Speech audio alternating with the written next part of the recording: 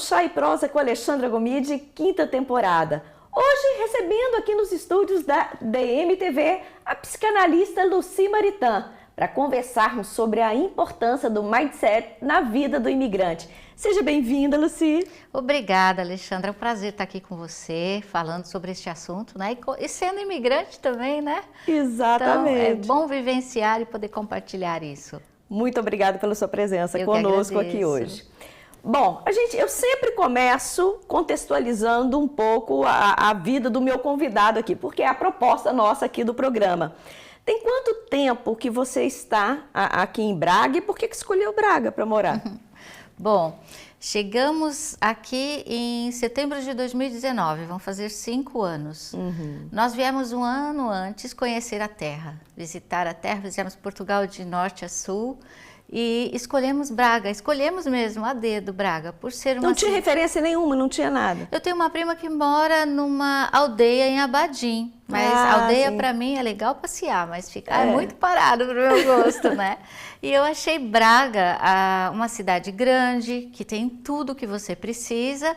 E quando nós chegamos, não era tão movimentada como está hoje, né? Há 5 anos atrás. Já fez uma diferença, né? Fez uma diferença enorme. Enorme. Né? É outra Braga. Eu falo que hoje é outra. Quem chegou aqui, quando eu cheguei em 2016, é outra Braga. Não, para você, então, a diferença deve ser maior ainda, né? E nós escolhemos Braga por isso, por ser uma cidade grande, por ter tudo. Pesquisamos sobre a saúde na época, pesquisamos sobre o que tinha perto, as facilidades de transporte. E aí optamos por Braga e estamos aqui, né? Veio você? Eu, meu marido e minha mãe, a princípio. E como é que foi a adaptação do casal? Tranquila. Tranquilo? Porque a gente sempre gostou muito de viajar, de conhecer novos lugares. Meus filhos já tinham morado fora, né? Tinha 2 morando na Austrália ainda, a gente estava há 3 anos morando lá e a gente ia visitar. Então a gente já tinha um hábito de viajar e tinha o desejo de morar fora, de ter essa vivência. A gente não sabia se ia ficar definitivo. Mas a gente queria experienciar, né? Queria viver essa experiência e tinha uma possibilidade. Se a gente gostar, a gente fica, né?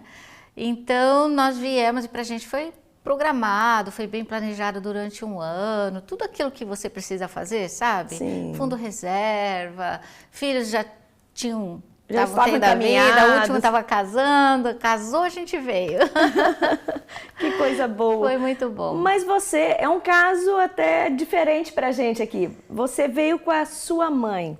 Sim. E aí já é uma pessoa de idade. E para ela, não deve ter sido fácil também deixar porque a minha mãe eu não consegui trazer até hoje nem para passear.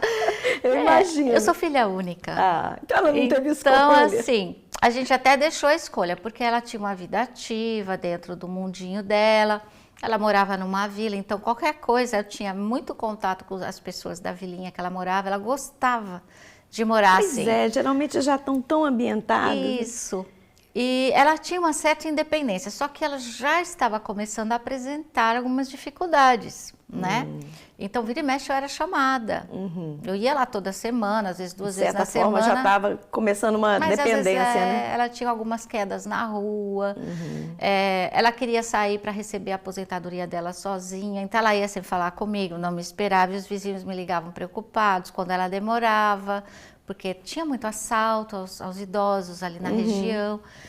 Então, a gente foi falando com ela, né? Aí eu dei a opção. Falei, mãe, eu vou. Né? A nossa oportunidade, os filhos saíram e a gente vai viver esse momento. Não sei se é definitivo ou não, mas eu vou.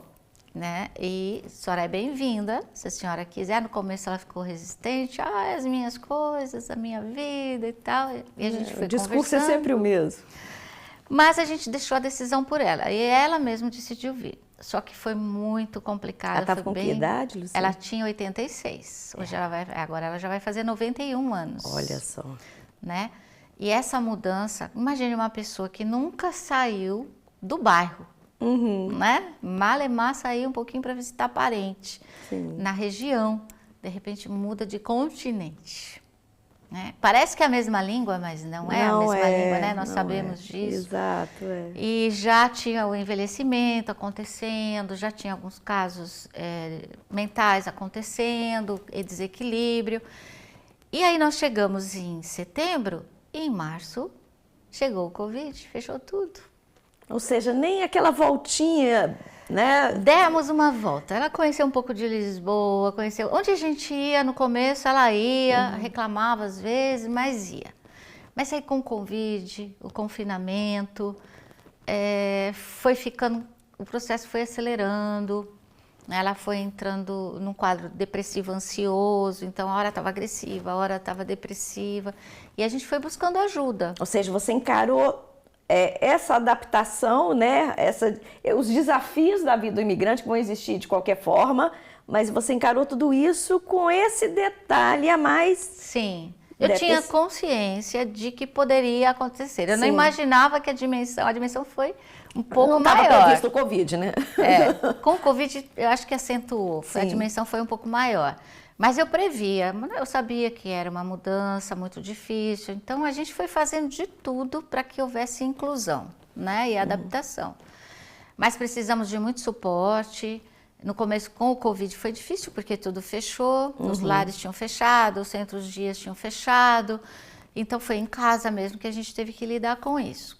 E logo que tudo abriu, a gente foi atrás, junto com o auxílio de médica de família, assistente social, a gente buscou um centro-dia para que ela pudesse ter uma relação maior com a cultura, com o povo, né? E tentar superar tudo isso. Hoje ela está um pouco mais calma, mas o processo de envelhecimento não tem como fugir disso. Mas, Alexandra, as pessoas no Brasil me perguntam, meus amigos, Lucy, você se arrepende? Não. Pensa, a minha mãe envelhecer aqui ou lá. Esse processo ele ia acontecer. Ele ia acontecer, talvez menos, um pouquinho menos intenso, mas ele ia acontecer, porque ele já vinha caminhando. Já estava desenvolvendo. Né? Então, perrengue no Brasil, perrengue na Europa. Deixa eu passar perrengue na Europa. Tá certíssimo. Bom, Lucy, nas suas falas, você sempre aborda muito a importância do mindset na vida. O que você quer dizer exatamente com isso? Explica aqui para quem está nos acompanhando. Qual que é a importância do mindset na vida das pessoas em geral? Olha, eu costumo dizer que nós temos dois mindsets, né? Duas mentalidades dentro de nós. Então, a gente tem a mentalidade que é mais fixa e a mentalidade que é mais de crescimento. Essas duas coisas estão dentro da gente, é como se fossem duas pessoas brigando por seu espaço, tá? Qual que vai prevalecer? Primeiro momento, aquela que você mais aprendeu, né? Então, como era o funcionamento da sua família, aquilo que você absorveu quando criança, vai determinar se você é mais solto, mais livre para a vida, mais positivo, se você tem um olhar colorido, se você sempre vê a melhor parte de tudo que está acontecendo, ou se você é mais temeroso, se você é mais negativo, se você sempre pensa no pior, né? E isso vai travando o seu desenvolvimento. Isso é aprendido, porém isso pode ser modificado. É até aquela coisa, qual cachorro você vai alimentar, né? Qual ser desses que está dentro de você vai alimentar. Aquele que vai ser alimentado é o que vai crescer, é o que vai ganhar vida, é o que vai dominar os seus pensamentos, as suas emoções, as suas ações. Então, é isso que é o mindset. Está tudo dentro da gente. Só que a gente aprende, a gente absorve, que nem uma esponjinha. Não tem capacidade como criança de fazer a seleção, mas conforme a gente vai crescendo, a gente pode parar. Pode questionar, fazer perguntas. Nossa, isso é verdade? Isso realmente sou eu que penso assim? Será que eu aprendi isso? Será que isso é verdade? E isso vai modificando. Por isso que existe a adolescência, Alexandra. Todo mundo fala aborrecência, né? Porque eles fazem muitas perguntas, eles questionam, mas aí contestam onde, verdade, é a fase da contestação. É a fase das perguntas, de eu não acredito nisso. Se essa adolescência for muito bem desenvolvida, conversada, dialogada, o adolescente já vai fazer esse processo. Se ela não tiver diálogo... É o processo do amadurecimento mesmo. De amadurecimento. Mas se não tiver diálogo, se tiver muito conflito, ele vai ficar preso. Ou à rebeldia, ou à prisão daquilo tudo que ele aprendeu. E para contestar e amadurecer lá na frente. Então, acho que ficou claro. Com certeza. Bom, você tem conhecimento e experiência de mais de 40 anos nessa área, desde o Brasil você já trabalhava muito nessa área. tem filhos que moram Sim. fora do país. Atualmente você vive fora do país. Sim. E pra gente, qual que é a importância então desse mindset agora para a vida do imigrante? Porque você falou em linhas gerais, mas trazendo para nós imigrantes agora. Olha, quando você muda de país, você muda várias coisas. Você não perde a sua identidade, você não perde o seu conhecimento, você não se perde em quem você é, né? Se isso acontecer, é preocupante, precisa de ajuda. Mas você precisa entender, a gente imigrante precisa entender que nós estamos numa nova cultura, são novos paradigmas, nós vamos enfrentar conceitos antigos sobre a nossa pessoa, sobre a nossa nacionalidade, é normal. Isso existe no Brasil também, né? A gente sabe. Então, a gente precisa virar uma chave e saber que nós estamos aqui para entender todo o contexto, assimilar aquilo que é bom para a gente, tentar se integrar dentro da cultura, sem perder a sua identidade, os seus valores e os seus princípios. Tem uma chave que você vai virando aos poucos. A primeira é português, a língua é portuguesa. Você vai chegar aqui e vai falar, não é. Parece que você está falando com uma pessoa de outro idioma, tá? E dependendo da região que você vai, é mais carregado ainda, não é, Alexandra? Exatamente, a gente leva um tempo para familiarizar com o sotaque. Isso, para familiarizar o sotaque e algumas palavras que são têm significados totalmente opostos ou diferentes. Segundo, a cultura aqui, o sistema político é diferente do sistema político do Brasil. Então, a forma como as coisas são administradas são diferentes. Não adianta a gente falar, lá no Brasil era assim. Você não está no Brasil, eu não estou no Brasil. Então, como são as coisas aqui? Aí você vai entrando no processo e vai aprendendo a lidar com um novo sistema para você e para mim. Mas para quem está aqui é o sistema. Então você vai aprendendo a lidar, a encontrar os caminhos, como falar com as pessoas, né? Não fazer comparações é uma coisa muito importante. É a mesma coisa, que se eu me comparar a Alexandra ou a Alexandra a mim, ela tem habilidades que eu não tenho. Eu tenho habilidades que ela não tem. Mas ela é melhor ou pior que eu? Não. Eu sou melhor ou pior que ela? Não. Somos só diferentes. Entende? Então é uma mudança que a gente tem que encarar como algo que é diferente, que você precisa conhecer e ir se encaixando na medida do possível. Perfeito. Eu vou aproveitar hoje a presença da Lucia aqui e vou passear por alguns tópicos que são importantes para nós imigrantes. E vou aproveitar para te explorar um pouquinho nisso aí. Bom, nós temos aqui muitas mulheres que vieram sozinhas com os seus filhos. E elas precisam ressignificar suas vidas. Qual que é a sua orientação diante desses contextos? Olha, tem duas coisas que acontecem. Ou a mulher carrega essa situação sozinha, não pede ajuda e adoece, né? Porque não é fácil. Ela veio em busca de uma vida melhor, principalmente olhando para esses filhos.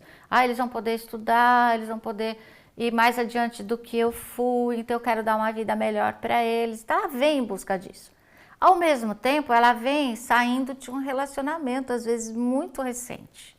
Então, das duas situações, ela pode fazer a primeira, não pedir ajuda, tentar levar tudo sozinho e não encontrar as respostas, se esgotar, adoecer e complicar mais ainda a situação. A minha orientação chegou, busque ajuda, busque informações. Nós temos a UAI aqui, que atende o imigrante, esclarece, né, como as coisas funcionam, conta os documentos, a escola, tem profissionais ali na UAI, voluntários, tem órgãos em Portugal também que dão suporte, né, que dão orientação. Então você precisa de informação, você precisa se conectar, tanto com pessoas que já fizeram o trajeto, quanto com os órgãos do país que possam lhe atender.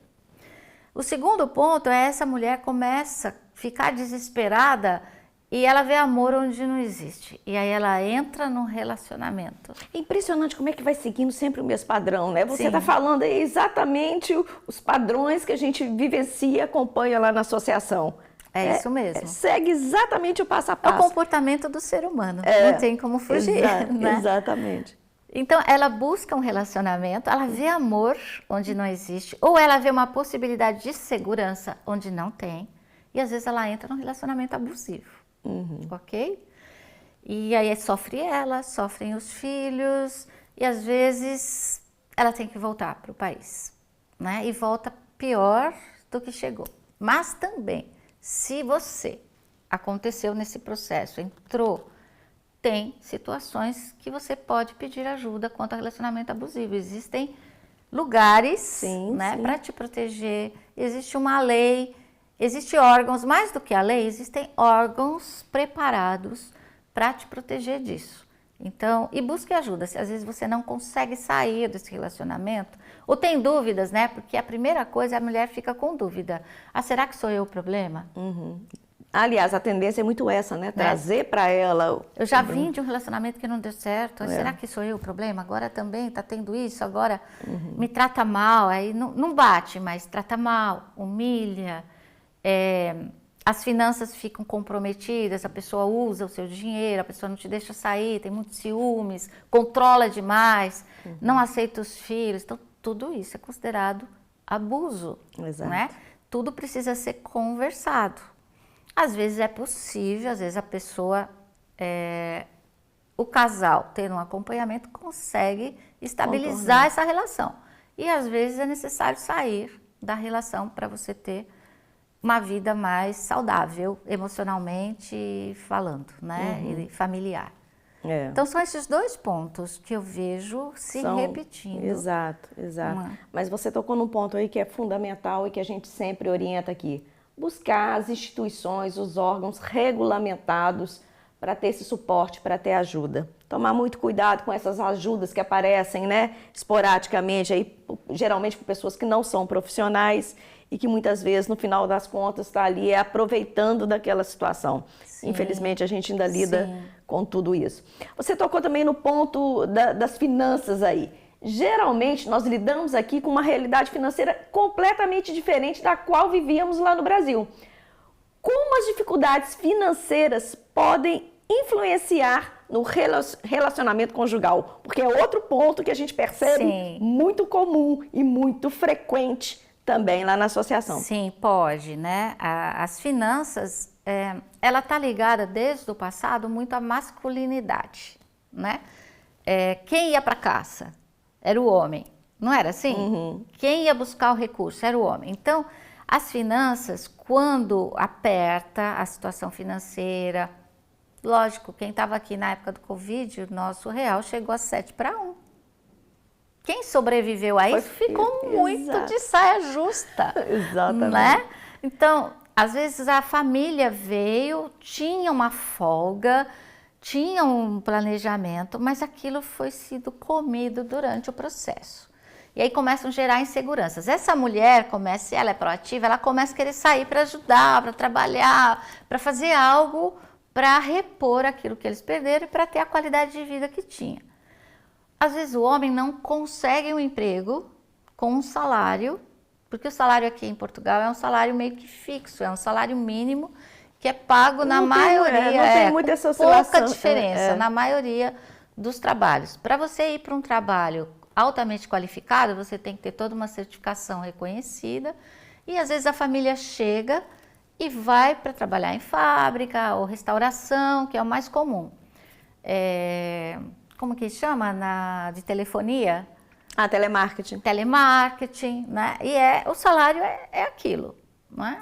Então isso começa a trazer para este homem uma frustração. Uma frustração de, poxa, eu trouxe minha família, eu vim com a minha família, eu não estou sendo capaz de suprir a necessidade da minha família.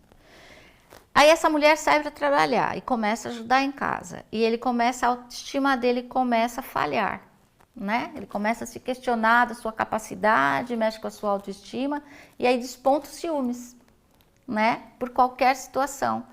Mas os ciúmes, na realidade, o problema dos ciúmes não está no comportamento da mulher, está normalmente na baixa autoestima. Né? Na baixa autoestima. Então, o que essa mulher pode fazer é reforçar, elogiar, Fala assim, olha, eu sei, eu entendo a situação que nós estamos vivendo, não há problema nenhum. Qualquer família poderia estar passando por isso. Eu estou saindo para ajudar, não há problema. Você é muito competente, você sempre cuidou bem da gente. Nós vamos encaixar tudo. Dar este apoio, ao invés de discutir por conta dos ciúmes, ou por conta, às vezes, dele não querer que ela trabalhe fora, ela conversar aqui. Ela não quer trabalhar fora para competir, mas ela quer trabalhar fora para contribuir, que eles são parceiros, né? Esse diálogo, esse movimento é muito importante. Tá? Ao invés de cobrança e ao invés de falar, não, tenho que ir, não adianta você falar, né? E aí começam os conflitos. A comunicação não violenta, ela é muito interessante. Por quê? Você vai falar dos seus sentimentos. Eu sinto que você está sobrecarregado. Eu sinto que você está carregando um fardo muito grande sobre você, que eu posso e quero. Tenho prazer em te ajudar, porque a gente tem estado aqui até aqui juntos, né? Você não está sozinho, eu concordei de estar aqui com você.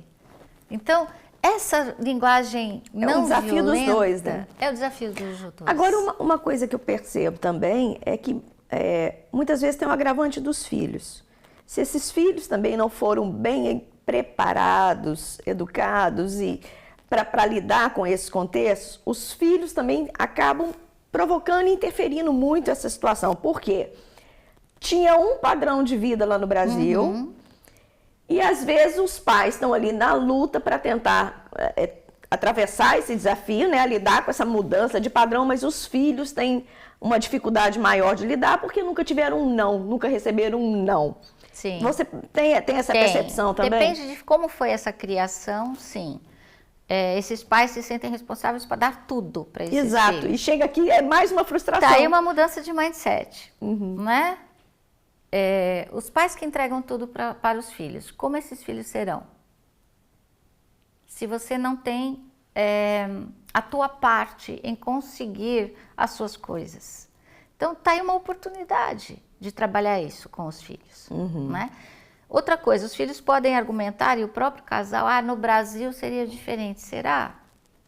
Quantas famílias lá no Brasil estão vivendo a mesma situação dessas famílias aqui? Porque o Covid chegou lá, muita gente perdeu muita coisa lá, muita gente perdeu muitos familiares lá também.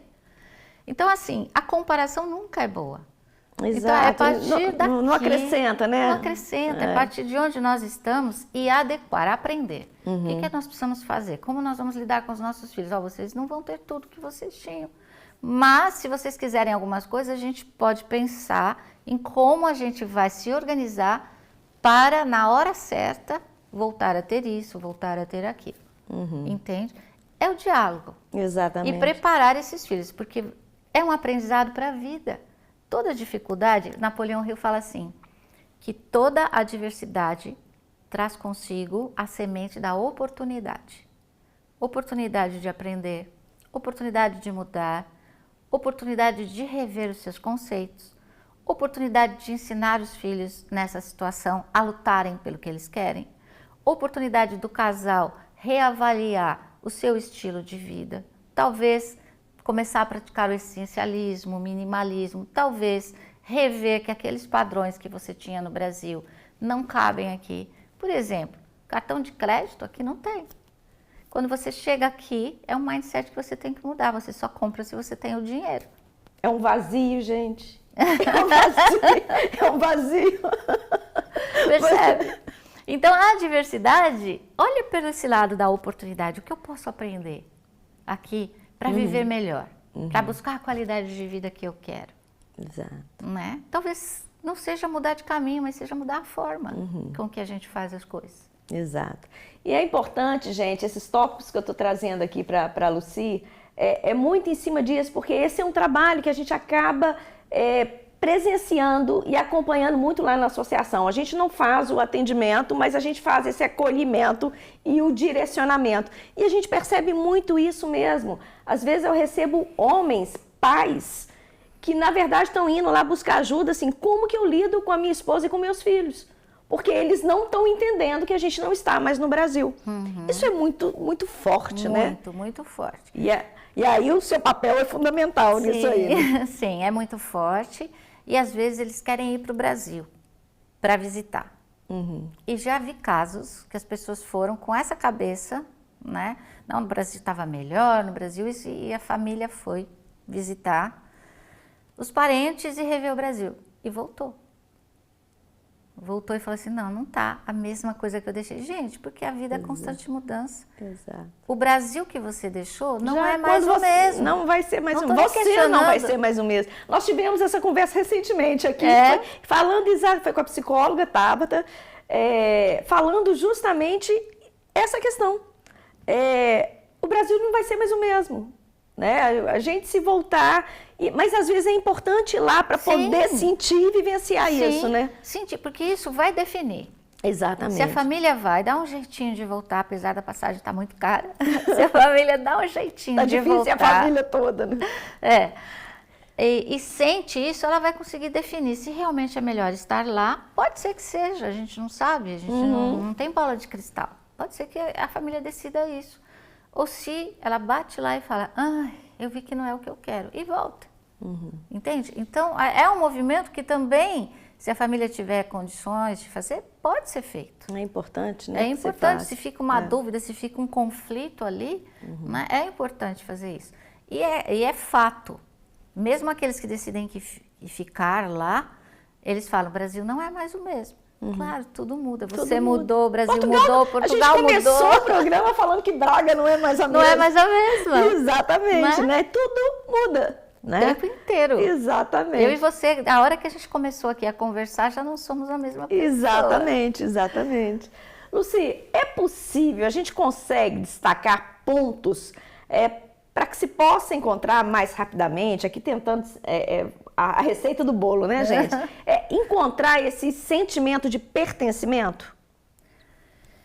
Olha, o pertencimento, ele parte muito de você mesmo, de mim mesma, né? Ele nunca está no outro. É você ser aceito no lugar. Isso já é difícil. Isso já Aceitar é difícil. isso já é difícil. É difícil, é desafiador. Exato. Mas é um ponto básico, porque às vezes o não pertencimento não tem a ver com o local que você está.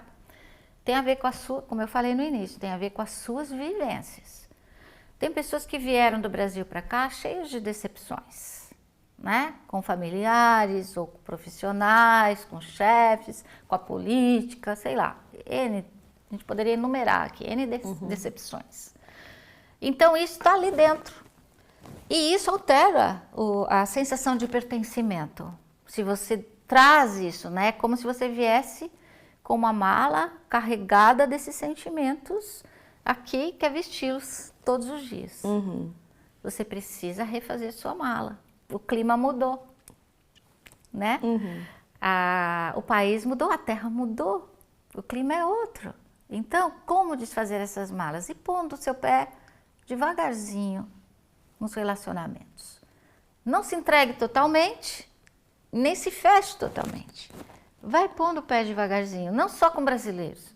Entre na cultura. Se relacione com portugueses. É diferente? É. Nós somos diferentes. Né? O brasileiro é alegre, já leva para casa, já toma. O português, ele é receptivo também. Mas ele não tem o hábito de te levar para casa dele. Como nós temos de levar todo mundo para casa. Sai levando todo mundo. Eu até hoje faço isso. O português estranha faz na sua casa? Sim. Né? Então, quando eu tenho uma proximidade maior com essas pessoas, eu levo para tomar um café. Né? Alguns não vão, alguns vão. Eu levo os brasileiros. Então, eu procuro me relacionar e criar oportunidades, pondo o pé devagarzinho. Você vai confiar em todo mundo? Não. Se você chegar aqui confiando, Alexandra, deixa eu falar de um ponto muito importante. As pessoas chegam aqui e falam assim, lá não tem assalto, lá não tem enganação. Isso é importantíssimo. Cara, tem. Menos. Mas tem. Teve gente que chegou aqui, ela é conhecida nossa comum, fiquei sabendo. Chegou aqui com as malas, com os filhos, tinha pago um arrendamento, chegou aqui, não existia o arrendamento. São vários. Essa pessoa, essa família, com 3 crianças, se eu não me engano, ficaram num hotel e perderam todo o dinheiro deles. Então, existe falcatrua? Existe em todo lugar. Existe furto? Existe em todo lugar. Não existe aquela violência, né? É você diferente. Sair na rua e levar um tiro porque você está com o celular na mão e ele quer ter o celular. Isso não existe.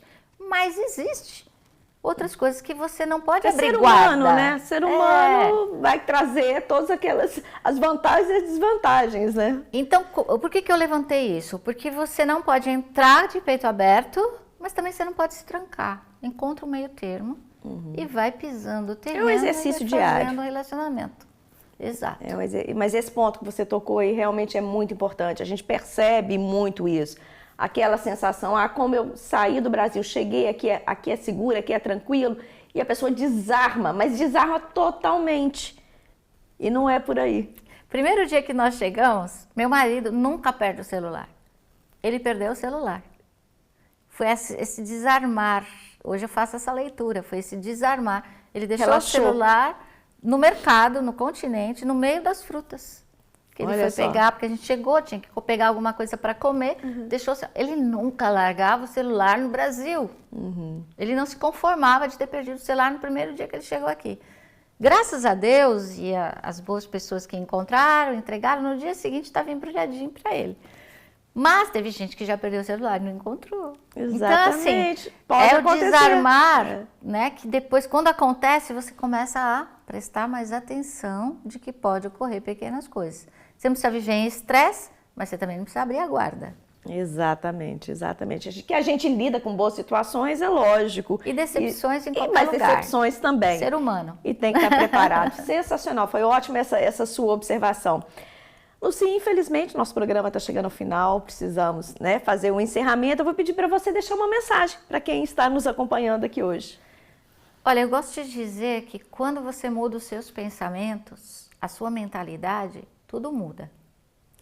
Se você hoje está pensando de uma forma muito negativa sobre a sua vida, se você está enfermo e você está pensando no pior que pode te acontecer, eu te motivo a pensar no melhor que pode te acontecer diante de tudo isso, em todos os aprendizados que você pode tirar disso. Se você está passando por uma separação, da mesma forma, o quanto você pode tirar de aprendizado dessa relação que você teve para não repetir o padrão, né? Para aprender com ela e o que de melhor pode acontecer na sua vida com essa situação. Então, muda os seus pensamentos. Isso vai mudar as suas emoções. Você não vai se sentir tão deprimida ou com tanta raiva, né? Porque a raiva é fruto de uma frustração. A depressão é fruto de uma frustração que você fica cavando, repetindo. A raiva, a irritabilidade, a agressividade é fruto de uma frustração que, ao invés de você olhar para o que você quer, você só olha para o problema.